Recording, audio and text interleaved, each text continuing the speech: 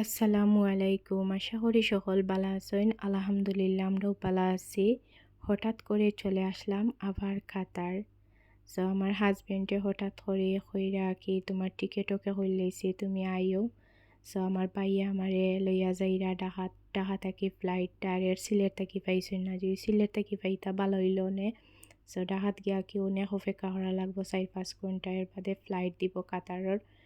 আমি আমার ভাইয়া অপেক্ষা করাম বিমানও কোন সময় বিমান ছাড়বো। আধা ঘন্টাও লাগছে না, 20 মিনিটে গিয়া ঢাকাত পৌঁছে গেছি। পৌঁছার পর কেন 4-5 ঘন্টা বইতে বইতে আর কি সময় যান না আর কি পুরা মাথার ধরে লইছে। 4-5 ঘন্টা বাদে ইমিগ্রেশন সব কিছু শেষ করলাম। শেষ করিয়া এখন বিমানে উঠি যাবো, আর আমার ভাইয়া বাইরে আসইন। বিমানে উঠার পর আর কি যেখানে হ্যান্ড লাকিস তো এখানে মিষ্টি তো এবার বলে এলাও নাই। আমি কুচো লইয়া বই দিয়েছি, দেখো কাছাইন বিরক্ত লাগে না নিন তৈলে কি তৈল নে। আমি অপেক্ষা করাম আবার বইয়া। আর অপেক্ষা জিনিস আসলে যে কষ্ট, অপেক্ষার লাখা নাকি কষ্ট আর হইতেও পারে না। আর ইলান ফার্স্ট টাইম আমার লগ হয়েছে। আগরবার আর কি ডাইরেক্ট সিলেট থাকি হয়েছে আর কি বালাও লাগছে, ফটফরি গেছি কি। আর এবার বেশি জার্নি হয়ে গেছে ঢাকার থাকি বইতে বইতে। আর এখন আবার অপেক্ষা করাম কোন সময় বিমানটা ছাড়বো আর কোন সময় যাইতাম গি ফটফরি আর কি যাইতাম গি। অপেক্ষার প্রহর শেষ হয়েছে, বিমানটা ছাড়ার পর পুরা মাথা রিল্যাক্স হয়ে গেছে, যে ভালো লাগছে। আর 5-6 ঘন্টার ভিতরে গিয়া পৌঁছে যাইমু। এর পরবর্তীতে তো বিমানও খানি দিলাইছে, বিমানও খার খার খানি ভালো লাগে হোকা চাইন, আমার তো যে মজা লাগে অলওয়েজ। আর এই জিনিস আমি কোনো সময় মিস দেই না, যে মজা করে খাই আমি। এইখানেও তারা দিয়েছেন রাইস, একটা ভেজিটেবল আর বিফ, আর ডেজার্ট আছিল আর ঠান্ডা আছিল। খুব বেশি মজা করে খাইছি মাশাল্লাহ। বাসা থেকে খাইয়া বারোইতাম পারছি না, একটা ফ্যামিলিরে ছাড়িয়া এরা আমার এটাও শান্তির মাঝে খাওয়া যায়নি হোক্কা চাইন। আর গরম গরম আছিল না এখানে, এটা খুব বেশি ভালো লাগছে। আর একটা ইন্টারেস্টিং জিনিস আপনার লগে শেয়ার করি। আমি কিন্তু সিটও একলা, যে 2টা সিট আছিল ফুললে খালি আছিল আগে। আর পিছনে একটা মেয়ে বইসইন আর 2টা ছেলে আসলা। তারা কি বুঝছিলাম আমি ফ্যামিলি খেও।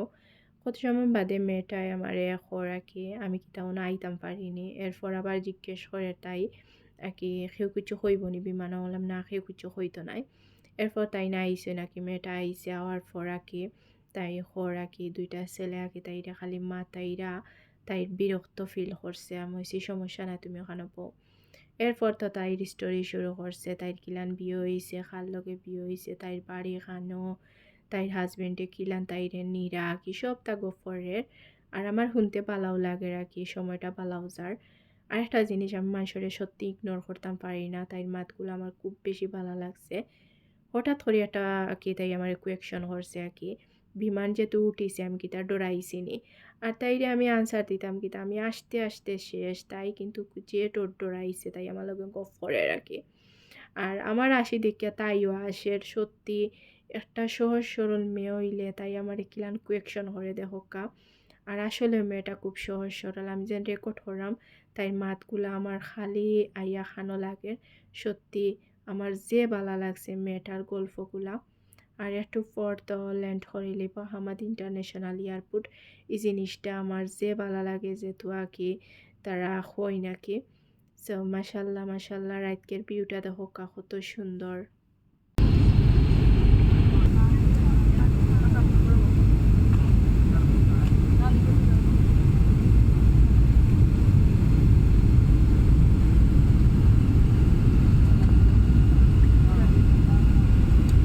পরবর্তীতে বিমানটা ল্যান্ড করার পর ইমিগ্রেশন সব কিছু শেষ হইয়া আরেককে দাঁড়িয়ে কি ব্যাগ কালেক্ট করতে, যে বোরিং লাগে আমার। অপেক্ষা করাম ব্যাগ পাইতে পাইতে অনেক লেটে পাইছি। পাওয়ার পর ফাইনালি ব্যাগটা পাওয়ার পর এখন বাইরে বারোইমো। আমার হাজব্যান্ডে আমার লাগে অপেক্ষা করা, আমার যে খুশি লাগে।